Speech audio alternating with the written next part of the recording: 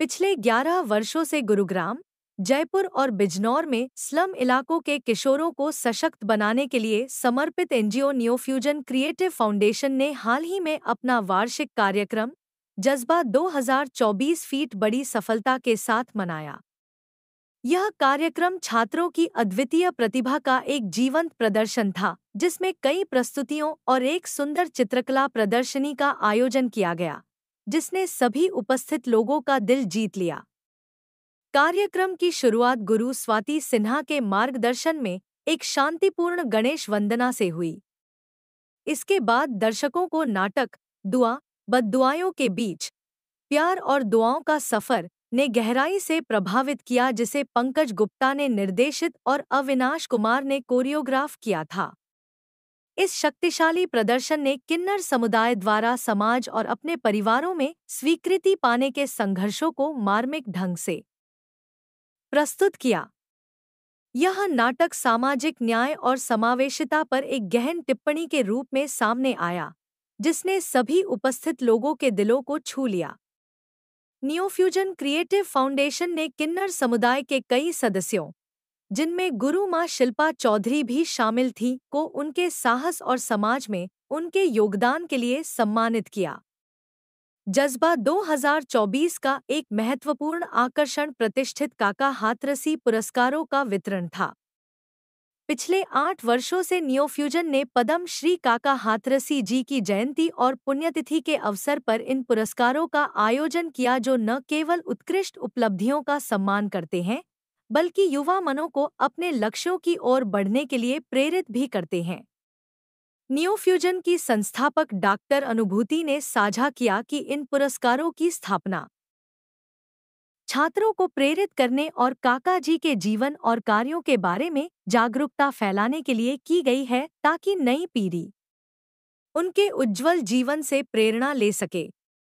इस वर्ष काका हाथरसी शिक्षा पुरस्कार गुरुग्राम की वर्षा दास को उनके सराहनीय शैक्षणिक करियर के लिए प्रदान किया गया।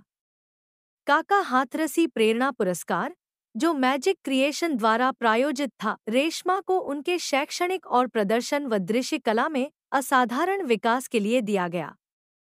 इसके अलावा काका हाथरसी शिक्षक पुरस्कार बिजनौर की श्रीमती अल्पना देवी को उनके स्कूल में उत्कृष्ट योगदान के लिए दिया गया। एक महत्वपूर्ण घोषणा में डॉक्टर अनुभूति ने बताया कि न्यूफ्यूजन का प्रदर्शन और दृश्य कला संस्थान अब पद्म श्री काका Hathrasi institute of performing and visual arts के नाम से जाना जाएगा। उन्होंने समाज से इस प्रयास में समर्थन की अपील की, जिसका उद्देश्य काका जी की विरासत को आगे बढ़ाना और नई पीढ़ियों को कला के माध्यम से प्रेरित करना है।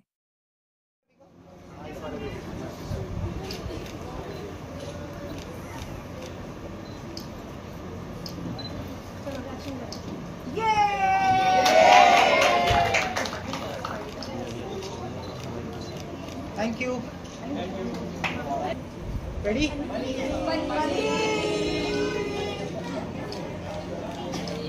Thank you. जो एक भगवान की दी हुई चीज है, उसको हम नकारते रहते हैं। हमने एक पैम्फलेट कि क्या है, क्योंकि मैं पिछले 3 महीने से अपने घर के सारे सदस्यों को बताने में लगी हुई हूँ कि आखिर है क्या, क्योंकि हम यही नहीं जानते। गुरु माँ भी आने वाले थे।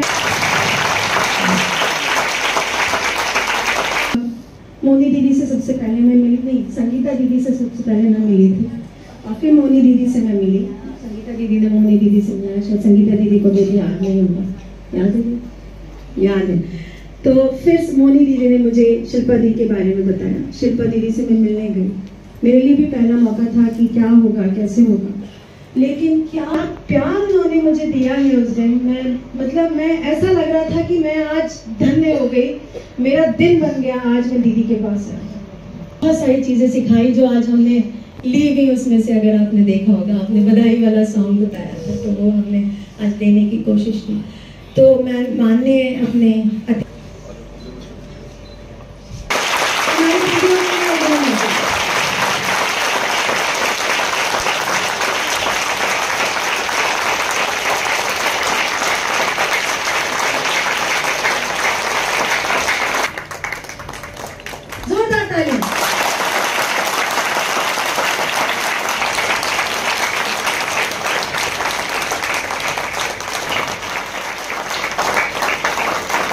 तो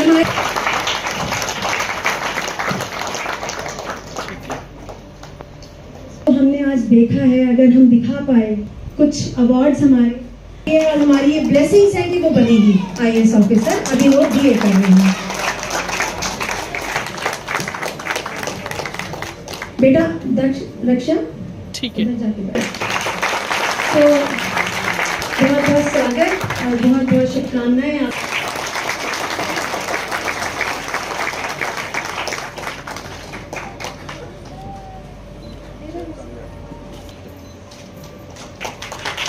राशि बहुत छोटी सी है, 5100 रुपए की, लेकिन हमारा NGO है।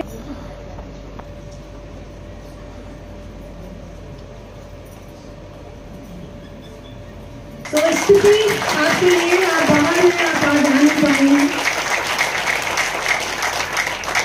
है कि हमें भगवान ने वो दे दिया जो कि कुछ लोगों को नहीं दिया, और हमें कोई कुछ बोल नहीं रहा, तब भी हम दुखी हो रहे होते हैं कि हम गोरे नहीं हैं, हम काले हैं, हम छोटे हैं, हम ऊंचे हैं, हम ऐसे हैं। लेकिन उनकी सोचो जिनको माँ बाप भी नहीं अपनाते। आज अवार्ड खास कैटेगरी के बारे में काका हाथरसी पुरस्कार हमने शुरू किए थे करीब आज से 8 साल पहले, और 2016 में हमने शुरू किए थे। और काका हाथरसी मेरे नाना जी हैं, और मैं बहुत सौभाग्यशाली हूँ कि मैं ऐसे परिवार से हूँ जहाँ पर नाना मेरे काका हाथरसी हैं, पापा मेरे डॉक्टर गिरिराज शरण अग्रवाल जी हैं, जो साहित्य के जाना माना नाम है। तो उनके काका के नाम को मैं आगे ले जाना चाहती हूँ, तो इसीलिए हमने ये अवार्ड शुरू किए थे। तो शिक्षा पुरस्कार, प्रेरणा पुरस्कार और शिक्षक पुरस्कार हम देते हैं। और अभी हमने अपना आजीली institute of performing and visual art, तो वही है कि मैं काकू के नाम को कैसे आगे ले जाऊं, जो सब लोग जाने, क्योंकि उनका जीवन जो है इतना प्रेरणा वाला है। जिस कष्ट में उन्होंने अपना जीवन जिया, अपने मामा के यहाँ रहे, अपने मतलब गमछे से खाली मक्खियां उड़ाने का काम वो करते थे। पढ़ाई उनकी नहीं हुई, और उससे वो मम्मी को उन्होंने इतना पढ़ाया, मम्मी को पढ़ाया तो हमारी पीढ़ी भी पढ़ी, अब आज के आगे की पढ़ी, तो उन्होंने पूरी पीढ़ी को उसको बदल दिया। कहाँ उनकी माँ जो थी वो बर्तन मांजती थी घरों में। तो वही चीज अगर मेरे नाना कर सकते थे और मैं यहाँ हूँ, तो तुम कर सकते हो, और तुम्हारे बच्चे भी पता नहीं कहाँ होंगे। तो बस जी, सपने हुए अपने हमने अभी लॉन्च की। ये मेरा बहुत पहले का सपना था, लेकिन हिम्मत नहीं कर पा रहे थे क्योंकि बहुत तरह के कार्यक्रम।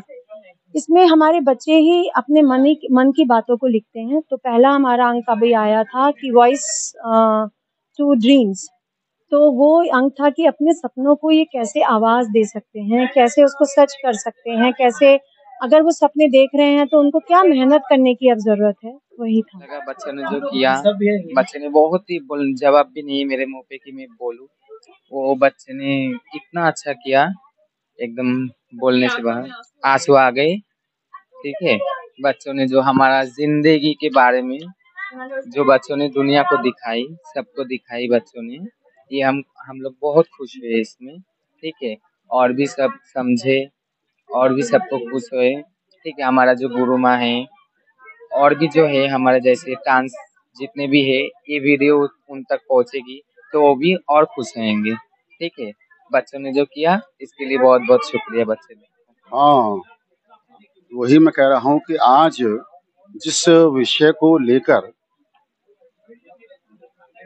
न्यूफ्यूजन फाउंडेशन ने आज नृत्य नाटिका प्रस्तुत की है, वो एक अनोखा विषय है जिसको प्रस्तुत करने की हिम्मत प्राय नहीं होती। हालांकि आज किन्नर विमर्श हमारे साहित्य का एक विषय बनता जा रहा है, और बहुत सारे उपन्यास भी किन्नर विमर्श पर लिखे गए हैं, लेकिन वे अभी सुप्तावस्था में हैं। मंच पर उस करना, बात को और हिम्मत के साथ प्रस्तुत करना और बच्चों के द्वारा प्रस्तुत करना एक अद्भुत था। और आपने देखा होगा कि हम सब लोग जो दर्शक थे वो तो भावुक थे ही, लेकिन जो अभिनय कर रहे थे बच्चे वो भी अंत में भावुक हो गए। इसका मतलब यह है कि वो विषय उनके मन तक पहुंचा, और इसके लिए मैं बहुत बहुत बच्चों को आशीर्वाद देना चाहता हूँ और आपको भी, मीडिया को भी, जिन्होंने आज इस कार्यक्रम को सफल बनाने में अपनी भूमिका। जी, मेरा नाम है पंकज गुप्ता और मेरा नाम है अविनाश कुमार।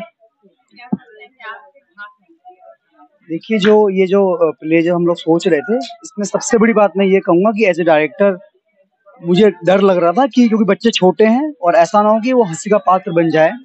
तो हमारी पहली कोशिश यही थी कि जो भी वो एक्ट करें, जिस तरह भी उनको ट्रेन किया जाए, उसमें ये निकल के नहीं आए कि वो मजाक बना रहे हैं। ये मैं बिल्कुल नहीं चाहता था। हम लोग अक्सर ये डिस्कस किया करते थे कि बच्चों को ना सही से गाइड करना है, उनके बारे में सही से बताना है। मतलब बेसिकली कहीं ऐसा ना हो कि बस वो एंट्री करें और कुछ उनकी जैसे वो रिएक्शन करते हैं, जैसे वो एक्शन करते हैं, उस पर कुछ हंसे, वो हम लोग बिल्कुल नहीं चाहते थे। और आई थिंक बच्चों ने काफी मेहनत करी, काफी बहुत मैच्योर था। देखिए, लगभग हम लोग पहले हफ्ते में शुरू में 1 दिन मिलते थे, फिर लास्ट मंथ में 2 दिन मिलने लगे, ऐसा करते करते। लेकिन हम लोग क्योंकि प्रोफेशनल्स हैं, हम लोग बच्चों के साथ में काम करते हैं, तो हमें पता है कि किसको कैसे ट्रेन करना है। जिस तरह से प्रोफेशनल्स लोग अपनी ट्रेनिंग करते हैं, वैसे ही हम लोगों ने इनकी ट्रेनिंग करी। इन्होंने डांस की, मैंने थिएटर की। थोड़ा बताइए कैसे?